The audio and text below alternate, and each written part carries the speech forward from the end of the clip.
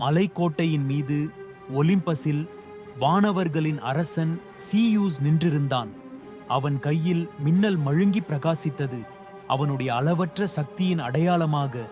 ஆனால் இன்று அவன் மனம் குழப்பமடைந்திருந்தது. புரோமீத்தியஸ் என்ற டைட்டன் கடவுள்களிடமிருந்து நெருப்பை திருடி மனிதர்களுக்கு அளித்திருந்தான். இதை அவன் அவமதிப்பாக கருதினான். தன் அதிகாரத்துக்கு எதிரான சவாலாக கண்டான். அதை அவன் ஒருபோதும் மன்னிக்க மாட்டான். கோபம் கொண்ட அவன் தெய்வ வல்லுனன் எபைஸ்டஸை அழைத்து தனக்கு ஒரு சிறப்பான தண்டனை உருவாக்குமாறு உத்தரவிட்டான்.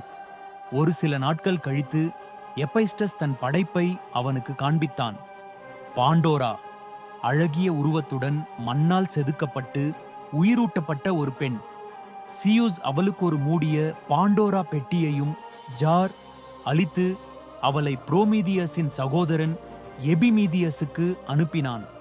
புரோமீதியஸ் எச்சரித்திருந்தாலும் எபிமீதியஸ் அதை பெற்றுக்கொண்டான்.